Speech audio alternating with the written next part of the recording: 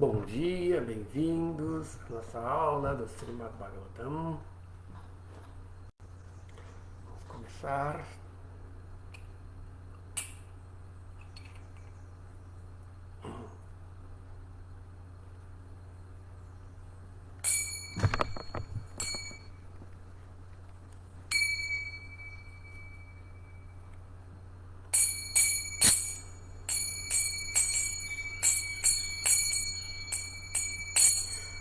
Jaya Radha Madhava Kunja Bihari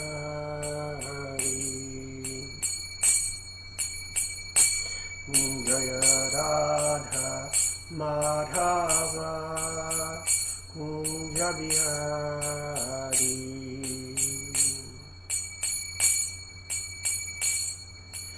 Gopi Janavallabha Girivaradhari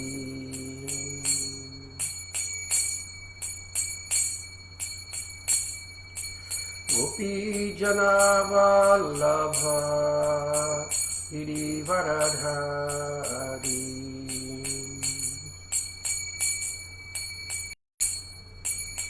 Yatodanandana Brajajanaranjanam Yasodhanandanan Brajajanaranjanam Yamuna Tiro Vanachari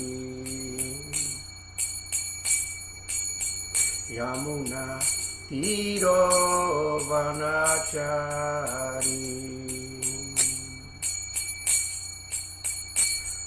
Jaya Radha Madhava Kunja Bihari Jaya Radha Madhava Kunja Bihari Gopi Janavallabha Girivaradhari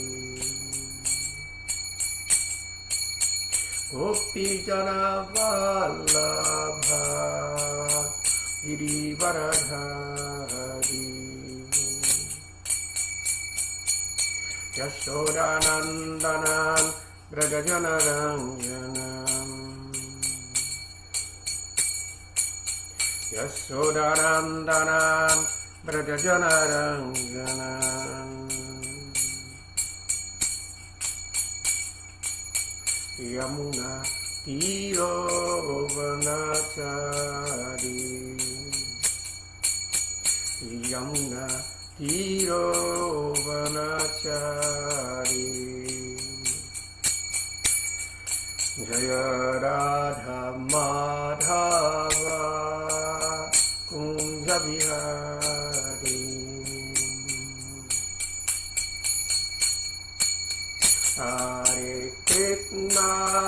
Hare Krishna Krishna Krishna Hare Hare Hare Rama Rama Rama Hare Hare Hare Krishna Krishna Krishna Hare Hare Hare Rama Rama Rama Hare Hare Hare Krishna Krishna Krishna Hare Hare Hare Rama Rama Rama Hare Hare Hare Krishna Krishna Krishna Hare Hare Hare Rama Rama Rama Hare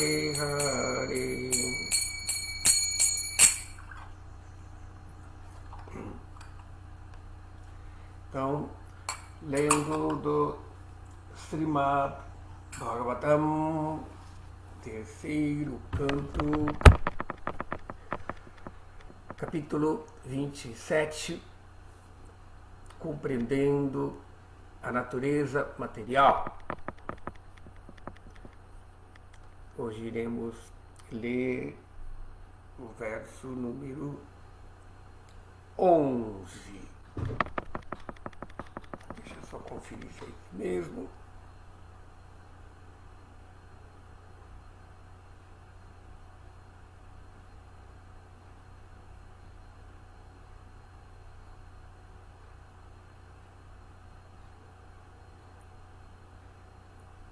Tá bom.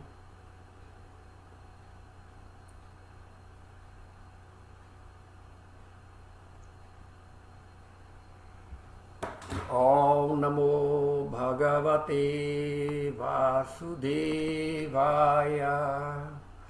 Om Namo Bhagavate Vasudevaya. Om Namo Bhagavate Vasudevaya.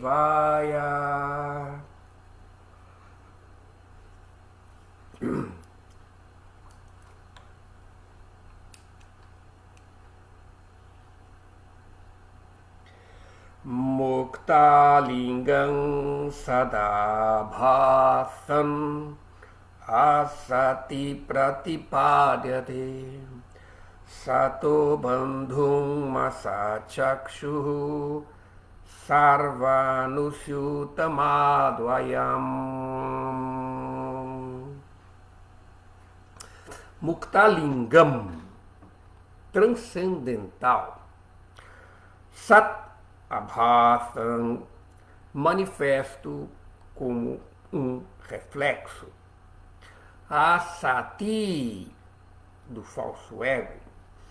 Pratipadyate, ela percebe. Sataha bandhum, o apoio da causa material. Asatchakshuhu, o olho, revelador da energia ilusória. Sarva anusyutam, entrou em tudo.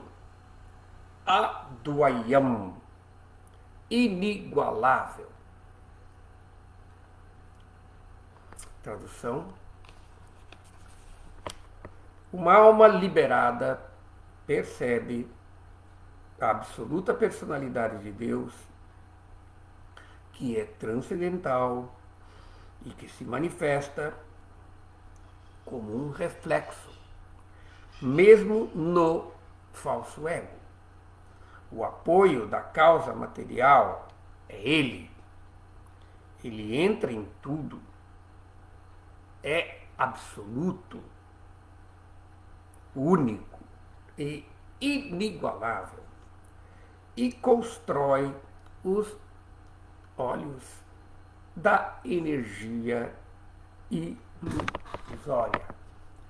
Significado por Srila Prabhupada. O devoto puro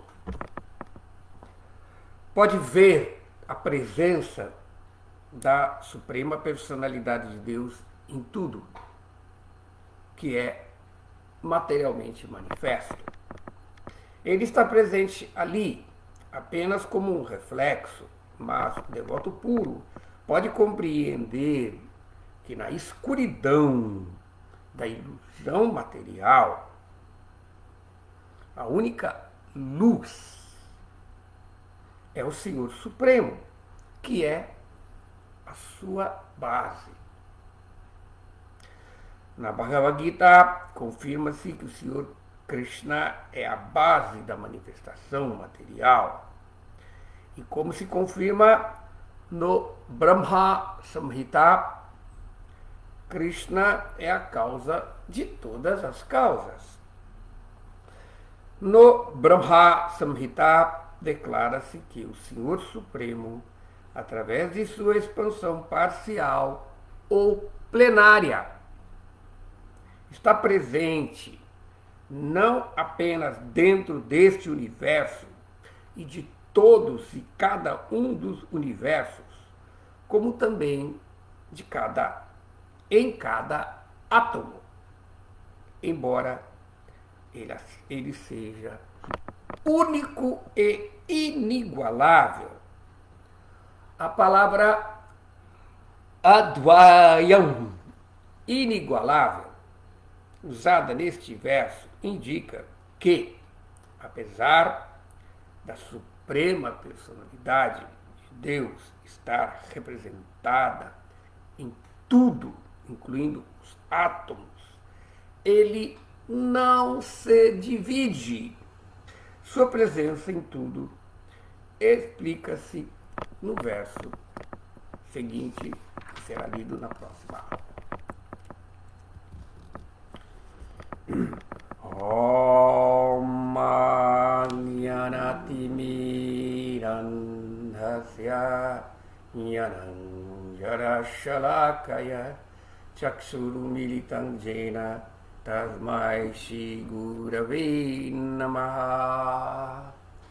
Namah Vishnu Padaya Krishna Presthaya Bhutale Srimati Bhakti Vedanta Swami Niti Namine Namaste Saraswati Deve Gauravani Precharine Nirvishesha Shunyavadi Pastatya Desatarine Sri Chaitanya Manopistam Stapitam Jena Bhutale Swayam Rupa Kadamayam Dadati Swapadantikam Vanchakalpatarubhyascha Kripatindhubhya evacha Patitanam Pavanebhyo Vaishnavebhyo Namo Namaha.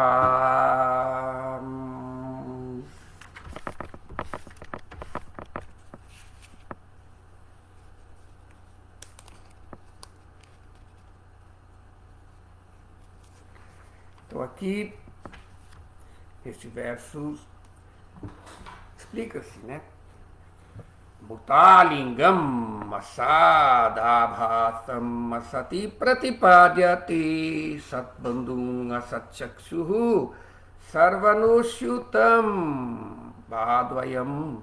Uma alma liberada percebe a absoluta personalidade de Deus, que é transcendental, e se manifesta como um reflexo mesmo no falso ego. O apoio da causa material é ele entra em tudo, é absoluto, único e inigualável e constitui os olhos da energia material.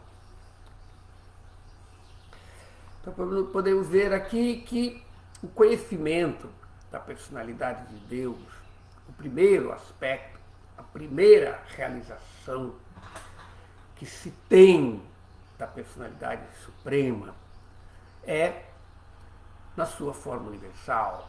O Senhor, vendo a condição desamparada, a condição iludida da alma, sem a visão dele.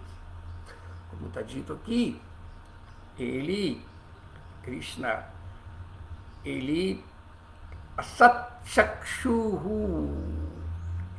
Asatchakshuhu, ele nos dá a visão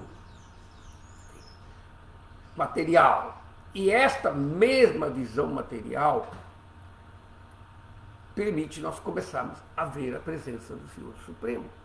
Porque se ele não entrasse dentro dos nossos limites, ele que está além de tudo, ele que é transcendental, ele que é achyuta, inconquistável, ele que é atinti, inconcebível, não poderia ser percebido. E se ele não pode ser percebido, nós não podemos meditar nele. Tá? E podemos ver que a meditação é chave em tudo que se faz na vida.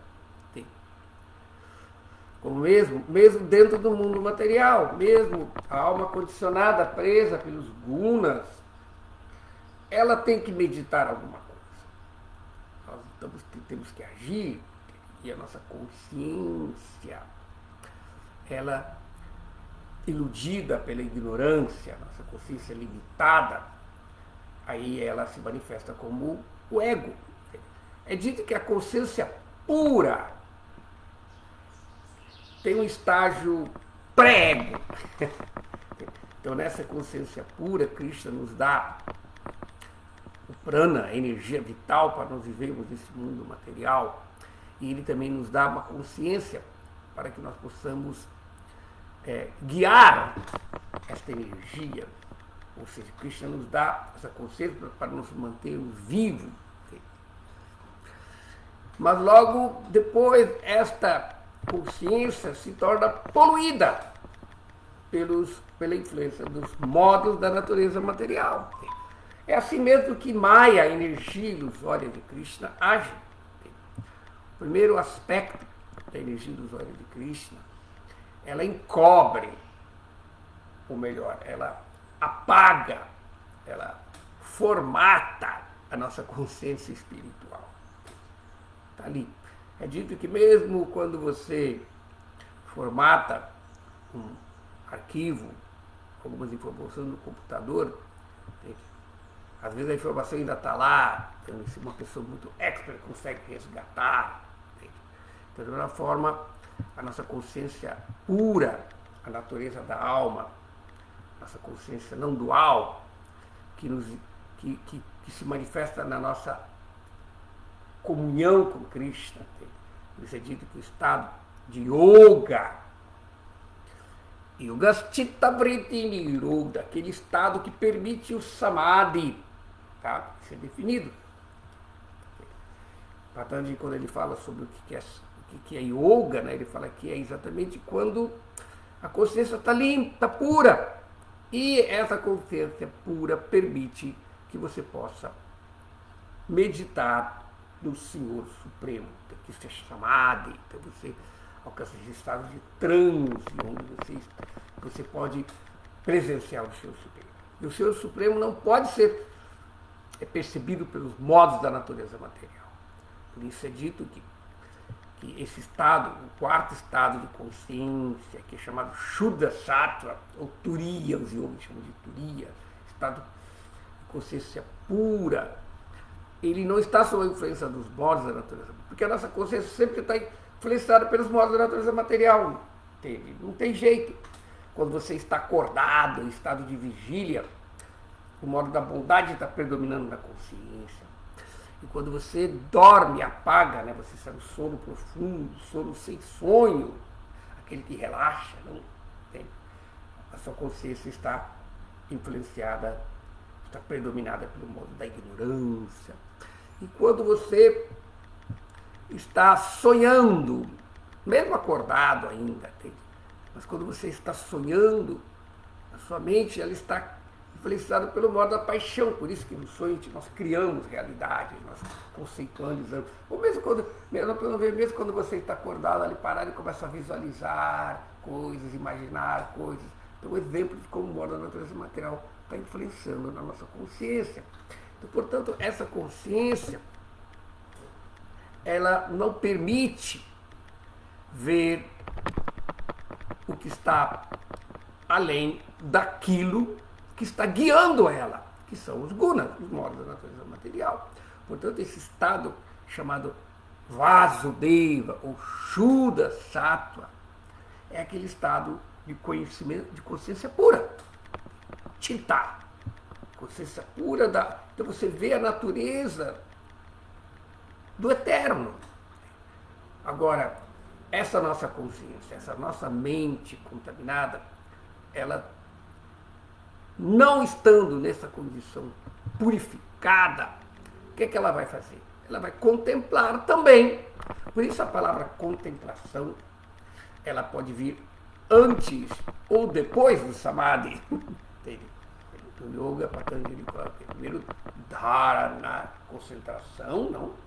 Você se concentra, escolhe um objeto, se concentrar, aí concentrou, aí você medita. O verbo meditar é dhyaya, que é meditar. Então aí o yogi purificou a consciência, ele medita. Agora, quando nós não estamos com a consciência purificada, quando a nossa consciência está sob a influência dos gunas, dos modos da natureza material, raja, a paixão, tamas, a ignorância, sattva, a bondade condicionada, né? Porque essa bondade, ela não é a bondade pura, porque ela guia, ela age junto com tamas e raja. Agora, quando a consciência ela age além da dualidade de raja e tamas, ela é pura. Então, quando a nossa consciência não está pura, voltando, ela vai meditar nos vishayas. Dayate vishaya punsha. Então, a alma condicionada, punsha, purusha, né? É muito interessante que essa palavra purusha, ela só pode ser aplicado à alma quando ela está condicionada por Maya. Porque nós não somos purushas, punsha. Não somos purusha. O único purusha é Krishna. É dito que o purusha, a posição de purusha é vontade. É aquele que tem vontade. E o purusha, para satisfazer a sua vontade, ele tem que ter uma Shakti. Então, pela Shakti, tudo pode ser feito. Por isso, podemos ver que no mundo material, tudo é feito pela energia material. Mesmo a entidade viva não é a causa dele. Mesmo a condição de um falso purusha, que somos nós, que não somos purusha, somos também Shaktis. E a Shakti, a energia, ela tem a função de satisfazer a vontade do Purusha. Certo? Então Krishna é Adi Purusham. Ele tem várias Shakti. Parasha Shakti Vividaiva Suyate Svabhavika Jnanabala Kriyacha. Então o Senhor Supremo, ele tem muitas potências que lhe são inerentes. E por serem inerentes, por ser pertence a ele, ela manifesta para o prazer do Purusha. Conhecimento, poder, atividades. Então Krishna tem várias potências. Tem a sua Sandhini Shakti, Ladini Shakti. Ladini Shakti, pela potência Sandhini, ele faz com que tudo possa ser, que tudo possa existir, por isso é chamado Sandhini, energia de Sattva. Sanvit, por isso a energia Sanvit, ele permite que possa haver conhecimento. Por isso Sanvit vem da palavra Vit, conhecer. E Ladini, aquela energia que permite o prazer, a satisfação. Então, na verdade, essas energias existem no plano espiritual, e no plano espiritual é Krishna, que é a vontade. E as Shaktis satisfazem a vontade do Purusha. Agora, quando nós pensamos que somos o Purusha, por isso está dito aqui, como eu falei, né, que a entidade viva condicionada, ela pensa que é o Purusha. Portanto, esse verso da Bhagavad Gita, nos primeiros capítulos, diz Jayate Vishaya Punsha. O Purusha, a alma condicionada, que pensa que é Purusha, mas não é, ela, Dayate, ela contempla os Vishayas, ela contempla as coisas que não são belas, as coisas que não são manifestações da potência dela, porque a alma tendo uma Shakti, ela não tem uma Shakti, ela é uma Shakti. E a Shakti é para satisfazer, é para ser controlada sempre por um Purusha. Então Maya, na sua magistral, o seu magistral serviço de iludir a entidade viva, ela faz a entidade viva esquecer que ela é Shakti. O Chaitanya Mahaprabhu explica, né? Tatastha Shakti é a natureza da alma, né?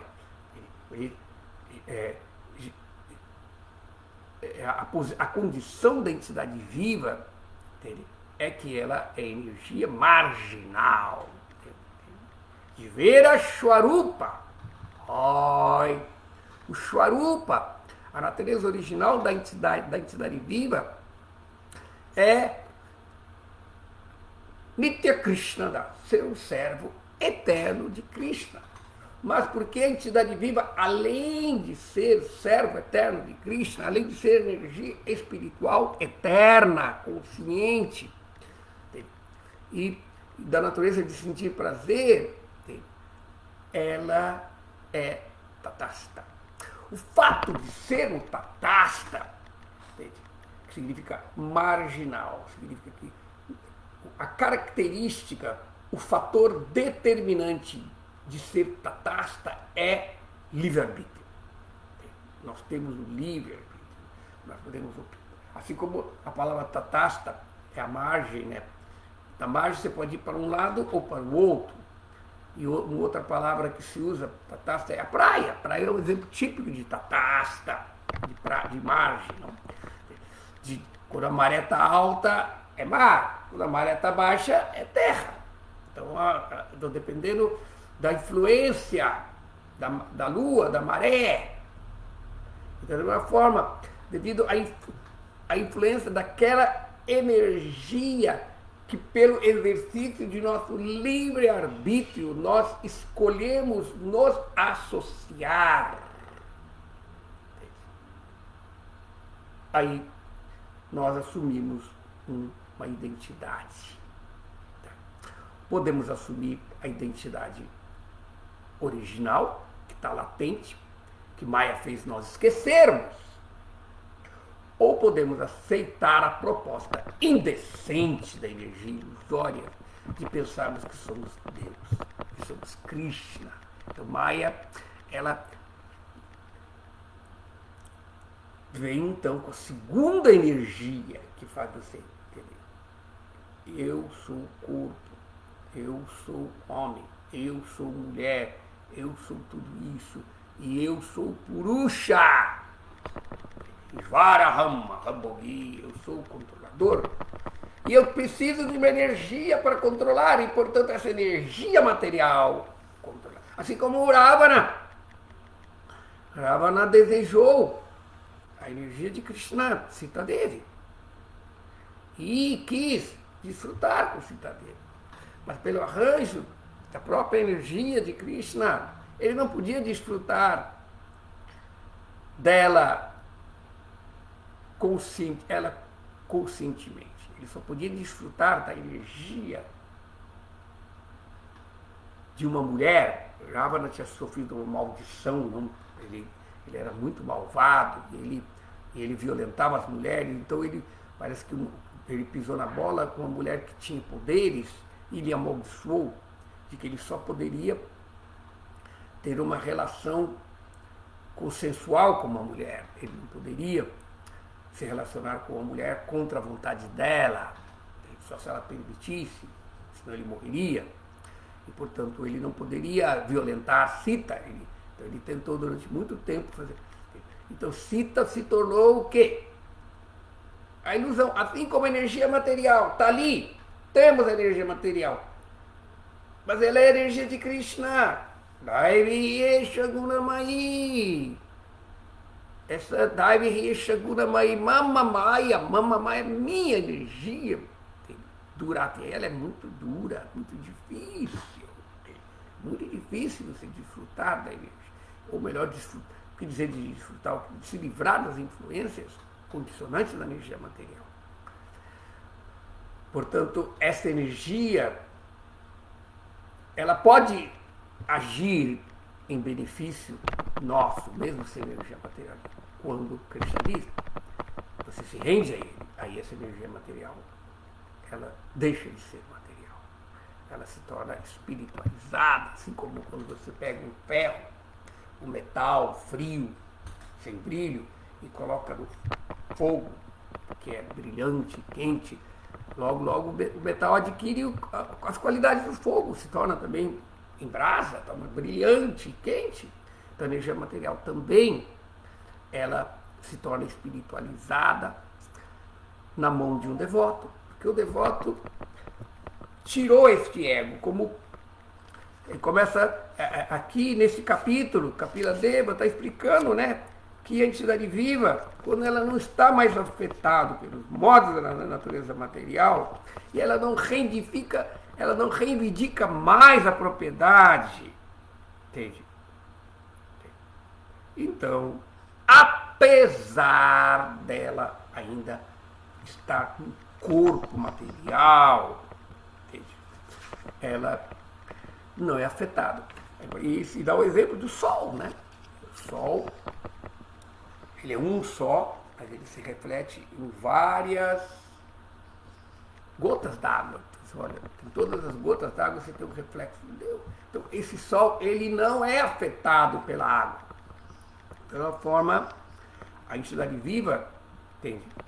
Sob o encanto da natureza material, sob a influência do ego, identificando-se com o corpo, aí ela se absorve das entidades materiais pela influência do falso ego e ela pensa que ela é dona de tudo.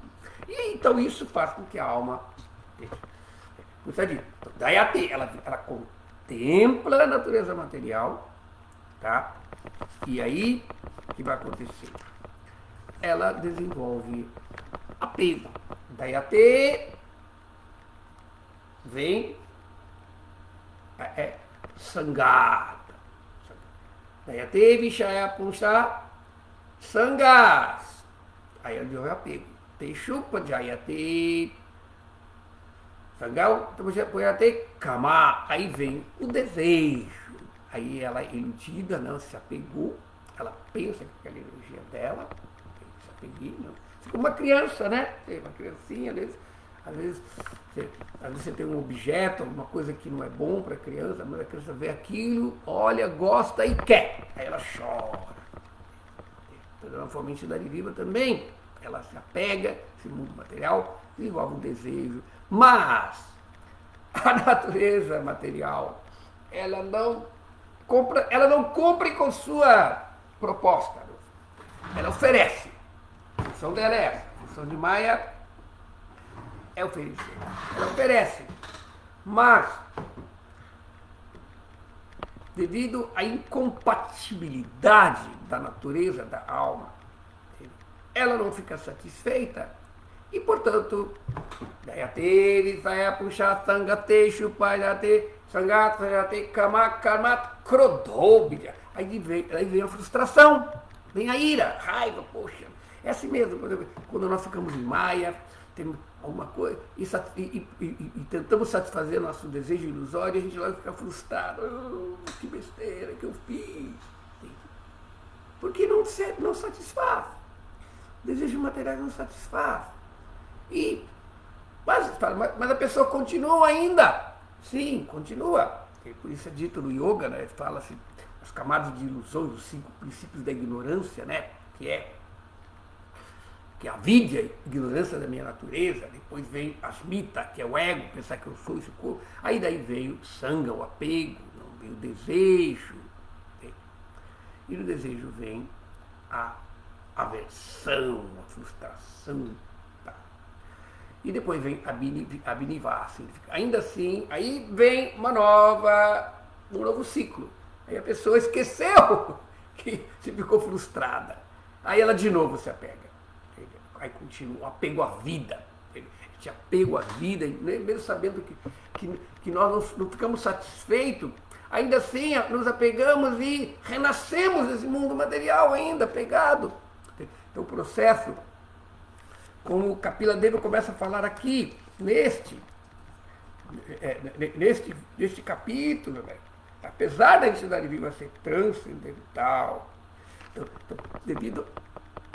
ela é transcendental, ela é espiritual, mas devido a ela assimilar esta mentalidade de querer dominar a natureza, ou seja, devido ao engano dela pensar que ela é purusha, e portanto, como eu sou purusha, eu tenho que satisfazer minha vontade, e portanto, eu vou usar essa energia material.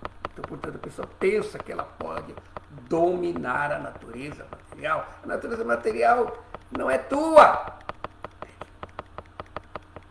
Então é como num sonho. Está dito aí no Kapiladeva, começa explicando, né? A condição material ela não para. E, portanto, assim como no sonho, às vezes temos um sonho agradável, bonito, aquele sonho maravilhoso que a gente quer bater em quem nos acorda, de tão maravilhoso que dá, ou então aquele pesadelo que acordamos suado, com medo. Então, portanto, a entidade viva, ela tem o seu swarupa, sua natureza, é consciência pura. Tá? Porque na consciência pura é que ela reflete o relacionamento de Deus. Tá? Então, portanto, quando essa consciência está poluída, ela é pegada ao gozo dos sentidos, tá? Ela pode ainda assim se ocupar no serviço devocional, que é o que Kapiladeva está falando. Então vamos constatar, vamos entender a nossa condição desamparada, a nossa condição infeliz neste mundo material. Tá? Então ele vai dizendo aqui, no segundo canto do Srimad Bhagavatam, Krishna já explica isso, quando ele fala, né, que Akama sarvakamuva moksha kama udaradi tivrena bhakti yogena yajita purusham param. Então aquela pessoa que é o dharana é consciência desenvolvidas, tá? Mesmo que ela esteja cheia de desejos materiais, como nossa condição sarvakama, mesmo que ela esteja cheia de desejos materiais, ou mesmo que ela também esteja iludida com o pseudo-conhecimento espiritual e quer, assim, alcançar a unidade com Deus, ou quer se mokshakama, ela deseja se libertar desse mundo material. Então, essa pessoa que é inteligente, ela cheia de desejos, não tendo desejo nenhum, desejando a libertação, ainda assim, se ela for inteligente, se ela for udaradi, ela vai com toda a determinação, não? com tivrena, com uma forte convicção, tá? Com desejo intenso, ela vai adorar, ela vai praticar bhakti, adorando. E adjeta purushampara. Purushampara, tá vendo? Esse é o segredo. O antídoto à doença de purushonose, purushonose, a doença de pensar que eu sou purusha, ela é eliminada quando você medita no Purushamparam, Purushottama, no Purusha Supremo. Então aí a mente, aí a nossa consciência, ela situa-se na sua condição verdadeira. Então, portanto, ou seja, dhyana, meditar, sempre faremos. Nós podemos escolher meditar no mundo material, pensando que eu sou Purusha, ou meditar no mundo espiritual, entendendo que eu sou Shakti. E eu tenho a função, a minha natureza, minha posição constitucional é servir ao Purusha. Pode ver, então é a diferença. Na meditação, no Vishaya material, você pensa que é o Purusha e quer desfrutar a energia. Agora, a meditação espiritual, você entende que você é energia espiritual. E, portanto, a função da energia espiritual é satisfazer o Purusha Supremo. Então, podemos ver. Então, meditar sempre.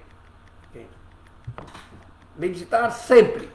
Agora, vamos escolher a meditação correta. E nessa meditação, são dois fatores que vão interagir: Purusha e Shakti. Quando você é o Purusha e quer dominar Shakti, complicou. Agora, você é a Shakti e quer meditar ou quer controlar, ou quer servir, na verdade, né? Você não controla. Até controlar, Cristo é controlado pelo amor de seus devotos. Ou seja, então o desejo de ser o controlador, entende? Ele também existe na Shakti. Entende? A Shakti, ela conquista pelo amor o objeto de seu amor. Mas é uma conquista diferente. Ela quer ser desfrutada. Então, podemos ver que mesmo nos relacionamentos psicológicos desse mundo material, no relacionamento masculino e feminino, existe um pouco dessa mesma dinâmica de Purusha e Prakriti. Mas quando ambos estão situados na sua própria condição, ambos estão satisfeitos. Então, no plano espiritual, então Kapila Deva está deixando bem claro que a pessoa tem que se ocupar no processo do serviço devocional, que é o processo de yoga, né? E se elevando até o serviço devocional.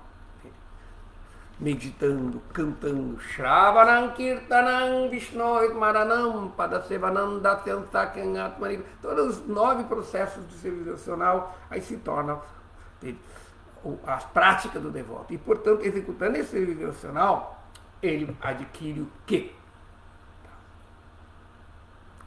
Visão equânime. Então, o que vem a ver essas visões? Por que uma pessoa autorrealizada tem visão equânime?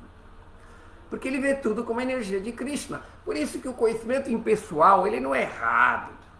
O conhecimento impessoal é um processo de purificação da consciência para eliminar exatamente você pensar que você é o Purusha, que você é o desfrutador, ou que você é o sujeito, na verdade. O grande problema da filosofia impersonalista é que ela não é errada.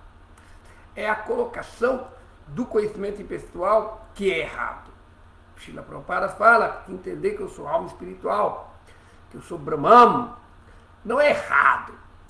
O que é errado é você pensar que esta é a realização última. Não.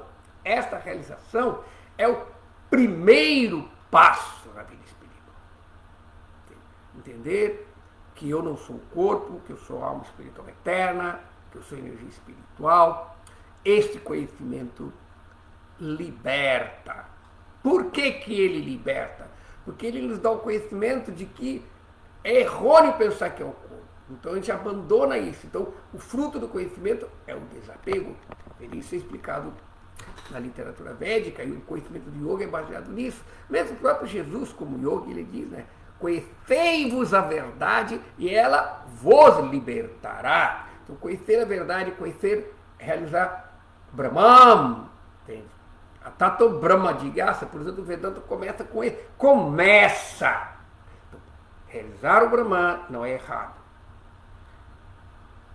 Se você considera que é o primeiro passo na auto-realização. Por isso mesmo, um devoto de Krishna, um Vaishnava, ele também tem que ter realização Brahman. Então, para o devoto que quer realizar Brahman, entender que tudo é energia de Krishna, que nada existe fora de Krishna. E quando ele vê tudo em relação com Krishna, essas coisas, quando elas são vistas como Krishna Tadiya, essa palavra Tadiya é o pronome demonstrativo tat, ele, ou isto. E Tadiya significa dele, o chamado genitivo, que pertence a ele. Então, vê a energia material como Tadiya de Krishna, ela é a visão que purifica. Então, o devoto ele começa a ver. Então, e o serviço devocional é isso mesmo. Rishikena Rishikesha Sevanam Bhakti Rutyate. O serviço devocional é definido como utilizar os sentidos a serviço do Senhor dos sentidos. Se nós pensamos que somos o Senhor dos sentidos, e, portanto, o uso dos sentidos, a visão, a audição, o tato, o paladar, é para satisfazer nossos desejos, isso é o erro errado. Agora, quando nós utilizamos esses sentidos para o prazer de Krishna, Krishna é Gopala. Ele é o pastor, o protetor das vacas. E também essa palavra é interessante, que essa palavra go pode significar vaca, mas também pode significar sentidos. Por isso que nós chamamos o sannyasi, ele tem um título de Goswami, o senhor dos seus sentidos. Então por que um Goswami ele é o senhor dos sentidos? Porque ele reprime? Não. Não é o fato de você reprimir os sentidos, como está dito. Vishaya vinivatante niraharatya dehinahara turvasam yopyata parandrishtua nivatante. A pessoa pode restringir os sentidos dos objetos dos sentidos. Mas não adianta, os desejos ainda permanecem na mente. Então, se a pessoa faz isso, o Krishna explica também, a pessoa está se enganando. Mas quando ela sente um gosto superior, os sentidos ficam satisfeitos. Então, os sentidos são satisfeitos quando Krishna está satisfeito. Krishna é o todo, ele é absoluto. E quando ele está satisfeito, todos ficam satisfeitos, como o exemplo de regar uma árvore. Se você rega a raiz da árvore, toda a árvore é nutrida. Toda a árvore ela é hidratada. Não adianta você jogar água só na folha ou no fruto. Você tem que ir na raiz. Então Krishna é a raiz. Brahmanohi pratistaham. Eu sou a base do Brahman pessoal, que é a base de tudo. Krishna é tudo como Brahman, porque tudo existe nele. Tudo vem dele. Janmadhyasya jataha. Tudo vem dele. Tudo permanece nele. E tudo volta a ele. Então essa compreensão é muito importante para nós termos, mesmo na execução do serviço devocional. Não adianta nada o devoto estar utilizando a energia de Krishna na adoração de Krishna, mas ele está desejando ainda desfrutar dali. Ele está cozinhando para Krishna, está fazendo para Krishna, mas ele está desejando, puxa vida, quando vai virar prachada para me desfrutar? Já está com a mentalidade errada. Por isso que o devoto mesmo, quando ele serve a Krishna, ele não desfruta do serviço, ele quer estar dedicando a Krishna. Por exemplo, um cozinheiro, ele cozinha para Krishna, um devoto que tem conhecimento, que é serviço devocional, ele não experimenta. Porque o ato de experimentar a comida, você desfruta. Não, ele quer fazer da melhor maneira para dar prazer a Krishna. Krishna já satisfez. Aí ele vai e aceita o resto do sacrifício, prachada, que na Bhagavad Gita se descreve como sendo Yagya Shishta, o resto do sacrifício, Yagya Shishta Amrita, e o néctar do resto do sacrifício é prachada.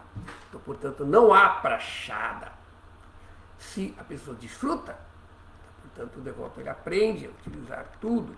Então, portanto, o devoto ele vai por ele está preso num corpo. Este é o que nós temos para hoje. E nós vamos usar este corpo para servir Krishna. E, portanto, ele executa tapas. Ele purifica o corpo. Entende? E ele tem, como eu estava falando, o primeiro passo, visão equânime. Então, quando ele tem visão equânime, ele vê que tudo é energia de Krishna e que todas as entidades vivas são também energias de Krishna, assim como ele. E, portanto, ele nunca tem inimizade contra ninguém. E também não se apega. Entende? Porque nós sabemos que os nossos relacionamentos neste mundo não são permanentes. É dito na escritura védica, assim como no oceano, às vezes, você pode ver que às vezes no oceano existem vários troncos flutuando, e às vezes aqueles troncos se encontram e outras vezes se afastam. De alguma forma, nós estamos nesse mundo assim como troncos, às vezes nos encontramos e nos afastamos, e portanto não podemos ter aversão a ninguém, porque vemos como eles são servos de Krishna, e também não podemos ter apego, apego excessivo aos relacionamentos transitórios, porque nesse momento o tronco está junto, daqui a pouco o tronco está longe. Mas nós estamos satisfeitos na nossa vida do serviço a Krishna.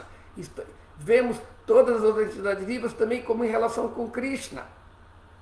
E, portanto, a satisfação não está em agradar ninguém. Porque ninguém pode ser agradado, porque nós não somos os controladores. Por isso que o Bhagavad Gita explica que aquela pessoa de natureza demoníaca, ele pensa que ele é Deus, Ishvarahan, ele pensa que ele é perfeito, Siddhohan, ele é poderoso, Balavan, Sukhi, e ele pensa que ele pode proteger ou cuidar de alguém. Ninguém pode proteger. Certamente que um devoto aceita o seu swadharma, o seu dever, como um sacrifício. Mas é um sacrifício a Krishna. Portanto, ele aceita o seu dever na família, no serviço a Krishna, o seu dever na sociedade, a serviço de Krishna. Portanto, esse devoto, ele sempre está oferecendo o seu... E, portanto, ele aceita uma vida, né? O yoga, ele indica isso, princípios morais e éticos, yama, niyama. O serviço devocional também nós seguimos princípios regulativos, tem como não comer carne, nem peixe, nem ovos, não ter atividades sexuais ilícitas, não nos intoxicarmos e sermos fiéis à veracidade, não jogando, não especulando. Então, portanto, o devoto, ele fez. Então, portanto, ele está satisfeito, porque ele vê que tudo é energia de Krishna. E, portanto, ele leva uma vida simples. É dito que se você quer ser mantido por Krishna, você tem que aceitar tudo que Krishna faz. Então, o devoto, ele aceita tudo que vem porque ele vê que Krishna está cuidando dele. E Krishna mesmo diz, o meu devoto nunca perece. Krishna, quem tem a confiança, por isso que no serviço devocional, Sanatana Goswami, quando ele enumera os princípios do serviço devocional, ele vai dizendo, né, que Anukulasya Sankalpa, o devoto aceita tudo que é favorável para servir a Krishna, e Pratikulyasya Varjanam, ele rejeita tudo que vai contra o serviço, tudo aquilo que é prejudicial ao serviço devocional.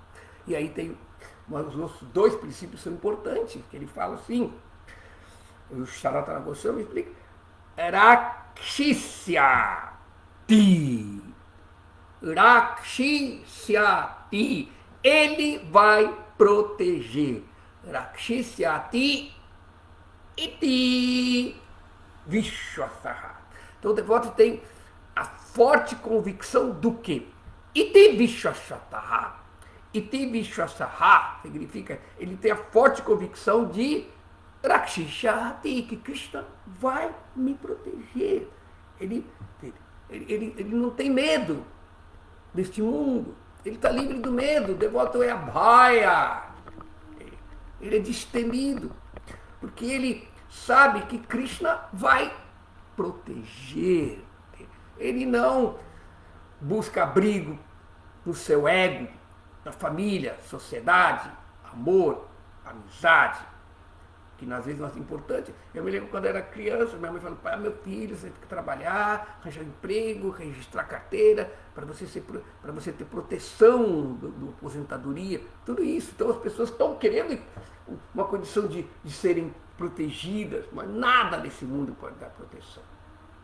Mas Krishna, ele é o nosso abrigo de proteção, portanto, ele vai proteger. Então, primeira coisa é aceitar, ter essa convicção. E segundo não adianta você compreender algo se você não bota na prática. Então Goptritve Varanam Tata. Bem como, da mesma forma também você tem Varanam, você aceita que Krishna vai proteger.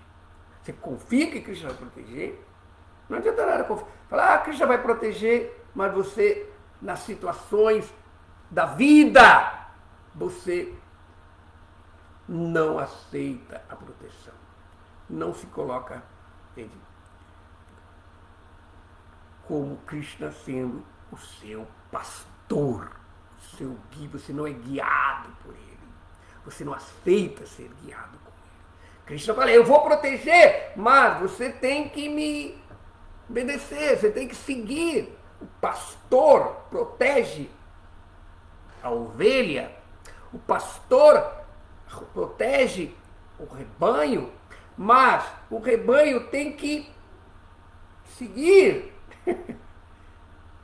as ordens do pastor.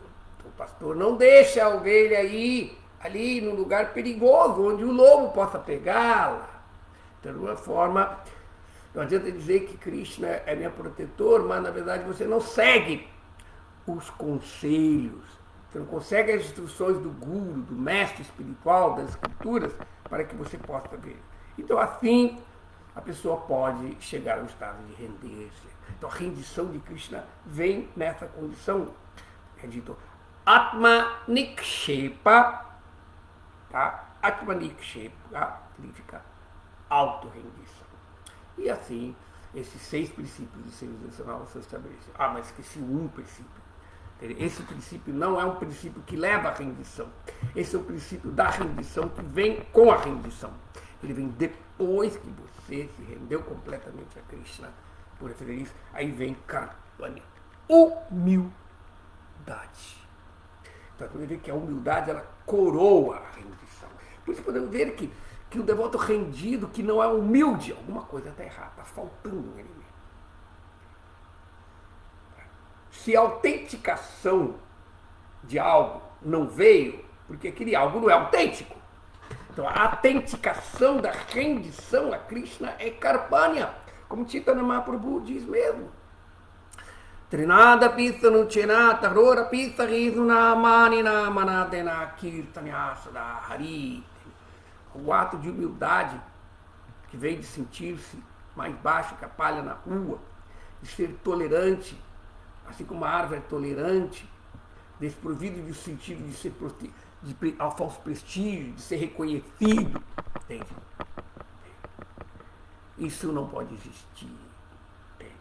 Então, quando essas coisas não estão presentes, aí a pessoa Kirtanyasada, ela pode se ocupar no serviço a Krishna constantemente, principalmente no cantar dos santos nomes, que é a essência de Bhakti Yoga nesta era de Kali Yuga, né, que traz todos os outros elementos. Então, portanto, como Kapila Deva está dizendo aqui nesses versos, né? Então, portanto, o devoto adquire conhecimento, e, portanto, ele se desapega do corpo. Então, portanto, ele é autorrealizado. O devoto autorrealizado é aquele que entende o que é o eu. O eu não é o corpo, é a alma espiritual. Então, a autorrealização começa com isso, entender que eu sou servo eterno de Krishna.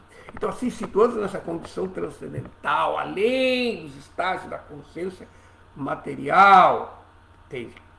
O devoto não fica preso a nenhum outro tipo de concepção ilusória deste mundo, amor, sociedade, favor, amor, amizade, etc. Todas essas coisas, porque ele não está sendo guiado pelo falso ego. Então, e portanto ele tem essa visão equânime, que pode ver que tudo é energia de Krishna, entende? E assim ele pode ver Krishna nessa fonte de tudo. Então, portanto, como nessa aula de hoje, Kapila Deva está dizendo, então essa alma liberada, ela percebe Krishna, que é transcendental, que se manifesta como reflexo. Mesmo no falso ego ele vê Krishna presente. Por isso que Krishna na Bhagavad Gita, que quando ele estabelece nos versos intermediários do Bhagavad Gita, indo do capítulo 7 ao capítulo 12, que nos traz o conceito, a supremacia do conceito de Bhakti, que é, no capítulo 12, deixa bem clara a posição de Bhakti, e no capítulo 11, Krishna revela a sua forma. Então, Krishna manifesta 3 formas no capítulo 13. A sua forma universal para os impersonalistas e materialistas poder meditar nele. A sua forma de 4 braços, que é Paramatma, Deus, visto no coração de todos, a fonte de todas as coisas, a super-alma, né? E depois a sua forma pessoal doce, que é o amigo de Krishna. Então, mas antes dele mostrar essas formas, que não são possíveis de serem vistas com a visão material, só quando Krishna dá a visão podemos ver essas formas de Krishna. E se nós não podemos conhecer a forma de Krishna, não podemos ter Bhakti. Bhakti é amor. E não há amor sem conhecimento. E, portanto, Krishna, sabendo que nós não vamos amá-lo se não conhecemos as suas formas, ele se manifesta para os impersonalistas, para os yogis e para os devotos de formas diferentes. Vadanti tatattvavidata dhyadhyanamado brahmeti paramatmiti bhagavaniti shabdyate. Apesar da verdade dele ser um, ele é adorado, às vezes, como Brahman pelos impersonalistas, como Paramatma pelos yogis, e como Bhagavan, uma personalidade cheia de qualidades transcendentais pelo devoto. E, portanto, ele se manifesta. Mas antes mesmo dele, no capítulo 12, no capítulo 10, que é chamado Vibhuti Yoga, Krishna mostra exatamente o que ele está falando aqui. Ele se manifesta como um reflexo, mesmo no falso ego. Aí ele fala, né, que dos animais eu sou o leão. Então tudo que é poderoso, tudo que é grande, tudo que é Vibhuti, tem que ser usado para lembrar que eles representam Krishna. Então, primeiro você vê, portanto, a seção de Karmakanda dos Vedas, ou nas religiões materialistas mesmo, é a primeira doença, porque a doença da identidade viva é que ela pensa que ela é Krishna. Então ela começa a aceitar que não. Então eu tenho que aprender a ver Krishna, as crianças aprendem a ver Krishna nos pais, a esposa vê Krishna e vê a deusa um no outro, os líderes veem o Deus. Então o ato de nós aceitarmos Vibhuti, coisas poderosas, grandezas como representando Krishna, já começa a purificar a nossa inveja de Krishna. Nós começamos a constelar, aceitando a nossa pertença, não sendo absoluto. Então, toda a vida, a existência de uma pessoa, a pedagogia da educação da criança no lar, na escola, na sociedade, tudo é para vermos que existe algo superior. E aí a pessoa constata que esta superioridade é para indicar Krishna. E aí Krishna fala, agora você sabe que eu sou superior, agora eu vou dar a forma em mim é que você vai meditar. Aí Krishna se revela, dependendo, na medida de como você quer se aproximar dele, ele vai dar essa forma. Então, portanto, ele, mesmo no reflexo do mundo material, a pessoa pode ver ainda a presença de Krishna. Porque ele é a base dos pais, a base da família, a base da sociedade, a base do mundo, a base do universo. Então, este é a primeira cura da doença, da inveja material, que nos torna longe, que nos afasta de Krishna e faz-nos pensar que eu sou independente. Então, portanto, assim nós entendemos que só tem um absoluto. Só uma coisa que é real, que é independente. E eu também sou real, mas sou real dependendo dele. Ele que é o absoluto, ele que está em tudo, ele que é a causa de tudo, que ele é inigualável. E, portanto, ele, está dito aqui, são os olhos da energia ilusória. Então portanto, ele, mesmo na energia ilusória, pode ser visto diretamente e nos purifica, mas o devoto quer ver ele como ele é, e aí ele se revela ao devoto. Eu acho que com isso deu para nós mais ou menos falar um pouquinho sobre o sentido deste shloka do chamado Bhagavata. Então vamos ver se agora temos alguma pergunta. Então, o pessoal que está participando aqui nos comentários, né, se inscrevam com suas perguntas, que aí eu posso responder. Então, primeiro eu gostaria de agradecer a presença de Haridarsana Prabhu, né, sempre ali batendo ponto todas as aulas, Jai Haridarsana Prabhu, também Murali Manohara, tá? Prabhu, tá? Obrigado pela tua presença, do Luiz Rocha Goulart, do Prabhu, Sanatana Dharma Prabhu, obrigado pela participação da aula aqui, Sérgio Azevedo, Maria Luísa Camargo, e também Prabhu Ishavatara, o antigo baterista Ishavatara, o bailarino das cadeiras de roda, tá? E aí nós temos Também Atimarama Prabhu, né? Reverência a todos vocês. Deixa eu dar uma olhadinha. Até agora acho que não apareceu nenhuma pergunta. Mas, então, Prabhu Parabioma, obrigado pela oportunidade de participar dessas aulas. Esse serviço maravilhoso que você garante que sempre tem alguém dando essa aula. Então, até agora, acho que tem uma pergunta aqui. Deixa eu ver aqui. Tá? Tá? Acho que ainda não apareceu pergunta ainda, mas dá tempo de vocês escreverem. Então, Haridasha Prabhu pediu aqui onde ele encontra o Shloka Mukam Karoto, etc. Não estou me lembrando pelo início dessa palavra qual é este mantra. Mukam Karoti. Eu sei, é um mantra ali, né? Eu conheço esse verso. Esse verso é um verso. Deixa eu dar uma olhada aqui, tentar lembrar de onde que ele é. Existem duas versões deste verso, que é falado por Chaitanya Mahaprabhu. Então nós temos a versão. Aqui, ó, tem as duas versões desse verso Mukam Karoti, tá? Este verso, ele se encontra no Chaitanya Charitamrita, Madhya Lila, capítulo 1780, que Chaitanya Mahaprabhu fala, né? Mas aqui é uma tradução pequena diferente. E também este verso, tem encontrado, Srila Prabhupada também cita ele de outra fonte. Foi falado por Sridhara Swami, no seu Bhavarta Dipika, tá? Comentário do Srimad Bhagavatam de Sridhara Swami.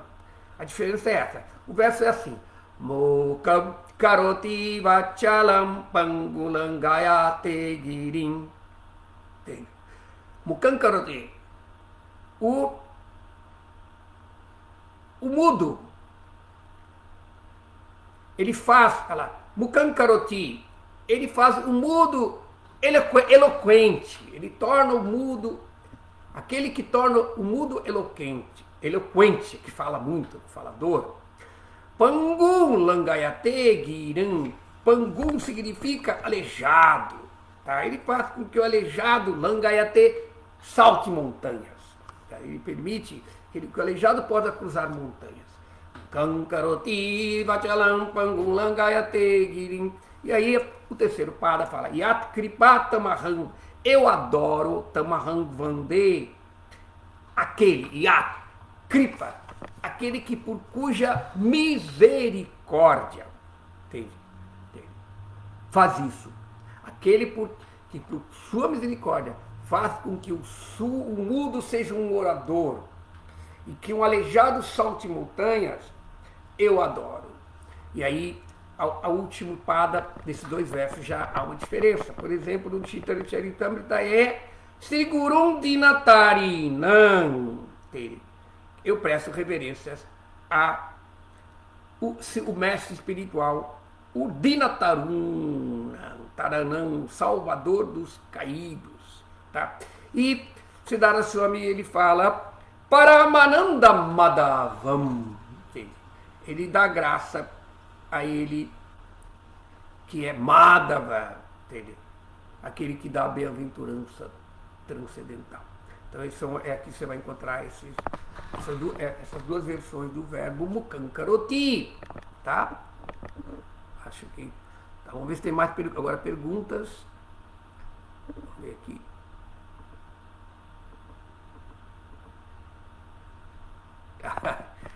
Então, Alexandre Atmanam Prabhu, ele fez um comentário. Purushonose, aguda. Esse é o diagnóstico preciso da minha condição atual. Que boa notícia saber que existe cura também para tamanha enfermidade. Essa purushonose, essa paranoia de querer ser o purusha, essa necessidade de ser o purusha, não entende? É uma doença, é uma paranoia, né? A pessoa ela tem uma necessidade de querer ser um purusha. Assim como tem a normose, a parada de querer ser normal, querer ser com outra pessoa, né? Então, purushonose também, esse diagnóstico da doença de nós que somos Shaktis. Queremos ser Purusha. Então essa é uma condição assim anormal do nosso gênero. O nosso gênero é Shakti, e nós estamos querendo ser Purusha. Então isso é uma má identificação de gênero, entende? Krishna é o único Purusha, e todos nós somos Shaktis. Tá, então agora Haridasha Prabhu faz uma pergunta, um comentário, né? Parece que todos os sentimentos tais como luxúria, cobiça, ira, loucura, assim por diante, existem na plataforma liberada. Já a inveja pode existir na vida liberada? Sim! Todos esses sentimentos, no plano material, eles aparecem contaminados pelo ego. Mas existe uma forma pura, sem ego, desses sentimentos. Por exemplo, o ciúmes, certo? Uma pessoa tem ciúmes de alguém que ela quer proteger, que ela quer tomar conta. Então, quando o cuidar fica doente, vira ciúmes. E da mesma forma, a inveja. Existe um sentimento chamado de admiração. Então, quando a admiração fica doente, ela vira inveja.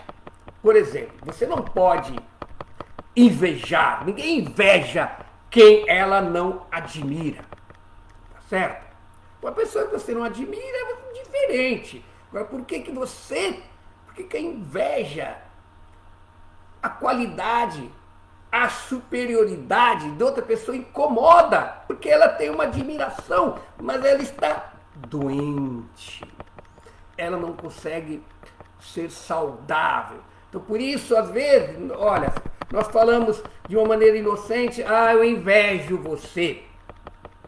Você vê a qualidade de uma pessoa, puxa vida, como você é inteligente, como você é um bom devoto, que eu invejo. Então, este invejar é a forma saudável.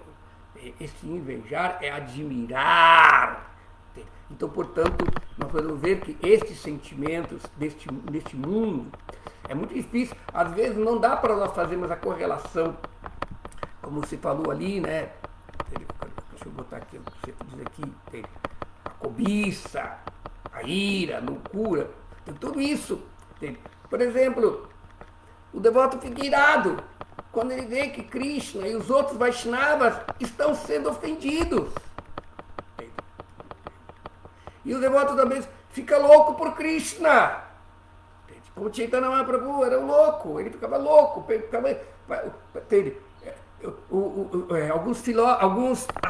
Alguns astrólogos fizeram a carta de Chaitanya Mahaprabhu e ali mostrava claramente a lua afetada, a loucura. Mas a loucura dele era por Krishna. Ele manifestou Radharani, a louca por Krishna, a louca de Deus. Então, de uma forma, nós temos que entender que os sentimentos não são problemáticos, mesmo sentimentos que aparentemente podem parecer negativos, o problema dos sentimentos é o objeto, tá certo? Mesmo os demônios, eles tinham aquele sentimento, mas o objeto da ira, da inveja de Hiranyakashipu, de Kamsa, era todo Krishna. Então ali é parte da lila de Krishna, de alguma forma. Às vezes é meio inconcebível nós entendermos isso, que as atividades de Krishna estão além do conceito de moralidade de certo, errado, perfeito, tá certo? Então, portanto, sim, Haridasha Prabhu, pode haver inveja, no sentido do inveja da admiração, tá claro? Então agora Murali Manohara pergunta, né? Como podemos entender que a filha Vaishnava é não sectária? E se podemos considerar o cristianismo, o judaísmo, o islamismo como religiões sectárias? Srila Prabhupada, ele vai muito além disso. Ele vê que Vaishnavismo é um conceito não sectário. E quando ele vê nas outras religiões elementos também não sectários, elementos universais, ele fala, cristianismo é Vaishnavismo, islamismo é Vaishnavismo. Então, Prabhupada está querendo falar sobre o Vaishnavismo. Um Vaishnava, ele realmente é não sectário. Não é apenas um H de mostrar que a gente é melhor. Não, é um fato. O Vaishnava, Krishna ensina os princípios do Vaishnavismo na Bhagavad Gita. E Krishna mesmo, quando ele estabelece a superioridade de Bhakti, e quando ele fala sobre os adoradores dos semideuses, eles, apesar de eles adorarem errados, eles estão me adorando. Então, portanto, um Vaishnava, ele consegue ver esses elementos que Krishna identifica ali, que na verdade eles podem estar agindo, não seguindo os princípios védicos, como nós seguimos das revelações do Bhagavatam, etc., mas eles têm o desejo de me adorar. E, portanto, o devoto, ele assopra aquele desejo, mesmo que a pessoa esteja dentro de uma outra tradição. Nós temos que entender, ser um Vaishnava não é aceitar um outro ismo. Então, portanto, um Vaishnava, verdadeiro Vaishnava, ele não vai deixar. Por exemplo, no meu caso, eu sempre fui devoto, mesmo antes de conhecer Srila Prabhupada, mas eu era cristão. Desde a minha infância, eu sempre tinha assim, uma relação com o cristianismo, o meu sonho, eu sempre tive uma visão, não saía, gostava daquilo, me frustrei com o lado institucional, mas eu nunca deixei de ser cristão. Eu sempre falo, que Jesus é meu mestre, nunca deixou de ser, é meu guru, meu primeiro guru. Então, o cristianismo que eu tinha e que eu tenho agora é diferente. Pode ser que o meu cristianismo antes era sectário, fora da igreja não há salvação, não, mas agora eu entendo que Jesus e Prabhupada não são diferentes. Eles são manifestação da energia de Balarama, Guru Tattva, que veio nos salvar. Então o fato de uma pessoa ser um Vaishnava, ele tem empatia de ver que às vezes você encontra um Vaishnava mais evoluído no cristianismo, e às vezes você encontra um Vaishnava caído, hipócrita dentro da nossa tradição religiosa.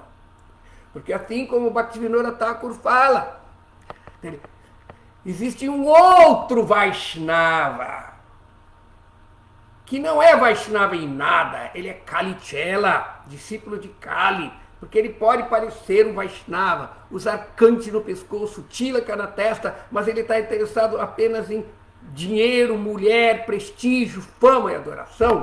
Então ou seja, este tipo de Vaishnavismo certamente não é sectário, ele é sectário.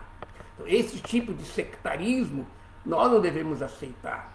Mas o que é Vaishnavismo? Jivera Swarupahai Krishneira Nityadasa. É aquela prática que nos desenvolve amor por Deus. Por isso que Srila Prabhupada fala, Jesus é nosso mestre, porque ele ensinou a amar a Deus, isso nunca é errado. E qual é o patife que vai não respeitar Jesus? Então, na verdade, isso é não sectarismo da tradição Vaishnava. Tá? Então, portanto, o que é uma religião sectária? A religião, no sentido da instituição, ou um processo filosófico, teológico, ritualístico estabelecido, ele pode ser sectário ou pode não ser sectário. Porque a religião, como um caminho, como um processo, não é a meta, é o meio. E esse é um dos princípios do serviço devocional. Niyamagraha. Shirupa Goswami falou que existem princípios que facilitam o serviço devocional e que dificultam. Esses logo são os primeiros ensinamentos do Parishamrita. Um dos princípios que prejudica a vida espiritual Bhakti é Niyamagraha, que é não seguir as regras ou seguir só por seguir. Ser um Vaishnava só por ser Vaishnava. Qual a diferença de ser um cristão só por um cristão, um muçulmano com um muçulmano? O fanatismo está aqui está na pessoa. Porque o fanático é o sectário, é uma pessoa insegura psicologicamente, que, para ter certeza de que aquilo que ela acredita é verdade, tem que converter os outros. E quando ela não consegue converter os outros, ela perde a fé. Esse é um exemplo do que é uma religião sectária e que leva ao fanatismo. Ou seja, como Srila Prabhupada falou, religião sem conhecimento, sem realização do conhecimento, é sentimentalismo. Então, até mesmo a religião Vaishnava externa, ela não pode ser considerada diferente do cristianismo externo, islamismo externo, budismo externo. Qualquer religião assim que é de fachada é sectária. Então, de alguma forma, nós não devemos ser sectários do nosso Vaishnavismo. Devemos ser estrito conosco mesmo, convicto das nossas realizações espirituais e sempre pronto a ajudar os outros. Então, o Vaishnava, ele sabe se relacionar. Pitri Lakshanam, o Pabhuchama também explica no relacionamento do Vaishnava, ele adora, serve, respeita Vaishnavas mais avançados. Ele faz amizade com Vaishnavas do mesmo nível. E ele é compassivo com Vaishnavas júniores e inferiores. Então nós temos que ver que a religião, no fundo, ela é todo o Vaishnavismo, porque elas têm como meta adorar a personalidade de Deus. Então essa é a visão que Srila Prabhupada tinha de que cristianismo não é diferente, não é Vaishnavismo, islamismo é Vaishnavismo. Prabhupada tinha ele como sendo um devoto puro, ele tinha essa visão, e essa visão que nós devemos aprender, tá bom? Então vou ver o próximo, acho que respondeu aqui.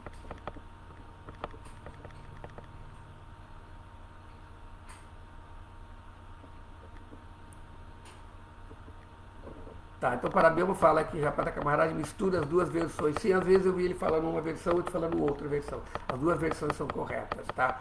Só pelo vieram de fonte diferente, usando o mesmo mantra. Eu vi Japataka Maharaj falando o Madhavam, né? Paramananda Madhavam e Sigurum Dinatarinam. Esses são os três, o quarto pada do verso da diferença, tá? Haribo. Obrigado pela colocação, Parabéma. Agora nós temos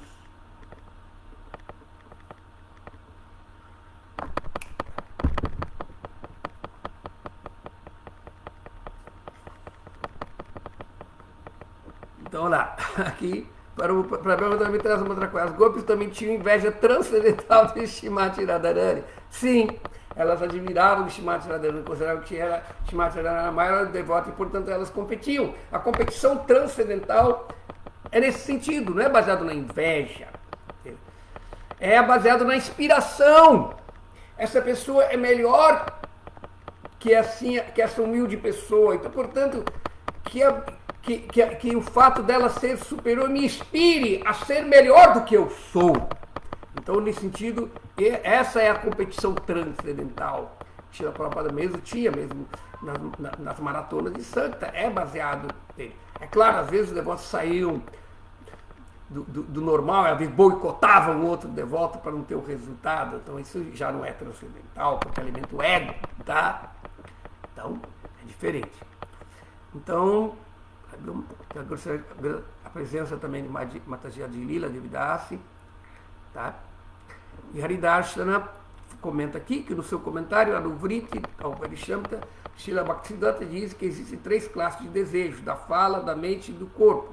Como que é isso? Vacho Vegan Manasa Krodha Vegan. O próprio texto também já fala sobre isso. Né? Vacho Vegan é um impulso, né? De falar. Tá?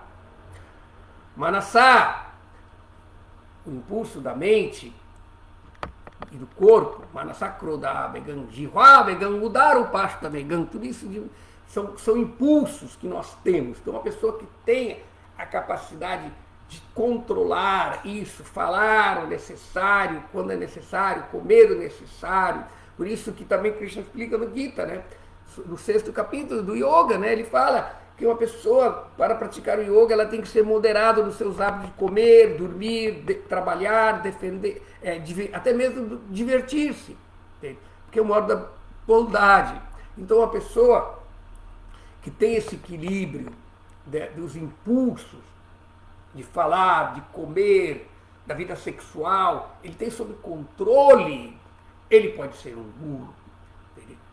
É nesse comentário o Parishamrita, Srila Rupa Goswami e Srila Bhaktisiddhanta Sarasvati fala que existe classe de desejos, e esses desejos também geram atividades, tá? Ações, pensamentos e obra, não? Palavra, pensamentos e obra. Ação, pensamentos e palavras expressam os desejos, tá certo? Tá? Então, e isso se refere à alma condicionada, porque a alma espiritual, ou melhor, o devoto puro, ele utiliza esses impulsos no serviço a Krishna. Ele fala para Krishna. Ele come em Sri Krishna Prasada. Ele tem o controle do seu impulso sexual praticando abstinência, como os brahmacharis e sannyasas, ou ele se ocupa aquilo em criar uma família, e educar uma família, gerar uma família consciente de Krishna através da vida sexual. Então, portanto, esses impulsos todos podem ser feitos em serviço a Krishna, ou então manter a entidade. Esse impulso prende a alma neste mundo, a alma condicionada está presa a essas coisas. E quem consegue ter controle, por isso é chamado Goswami, aquele que controla os seus sentidos. E nós podemos ver que isso tem a ver com os seus sentidos, porque nós temos vários tipos de sentidos. Nós temos os Gyanendriya, entende? E os Karmendriyas. Os Gyanendriyas significa o quê? É ouvir, tá? Sentir o tato, entende? Ver a visão, entende? Saborear o gosto, cheirar o odor. Esses são 5 Gyanendriyas, tá? E aí temos os 5 Karmendriyas, que é Vatya, o sentido da fala, da comunicação. Aí você tem os braços, o sentido da apreensão, da capacidade de segurar as coisas, de manipular as coisas, de controlar as coisas pelas mãos, e o sentido da locomoção, que são as pernas. E depois nós temos também os sentidos da digestão, os sentidos metabólicos, que fazem a assimilação e a excreção do organismo, que são as vísceras digestivas, excretórias do corpo, e os sentidos reprodutores, que são os órgãos centrais. Então quem controla os 10 sentidos, resumindo esse verso do Parishamrita, ele pode ser um guru. Porque Goswami, Go é sentidos. Então, aquele que controla os 10 sentidos, que aqui se descreve, fala, entende? Estômago, genitais, etc., da raiva, ira, que vem do uso desses sentidos correta ou incorretamente. Tá claro? Então, eu acho que com isso nós chegamos na última explicação. Espero que vocês possam ter uma compreensão melhor deste capítulo, que é um capítulo muito rico, que Kapila Devi está explicando que compreender esse mundo material é importante para nós vivermos nesse mundo material, compreendemos o nosso corpo material, os nossos sentidos, é importante para que nós possamos viver aqui em consciência de Krishna e, portanto, alcançarmos a meta da nossa existência. Hare Krishna.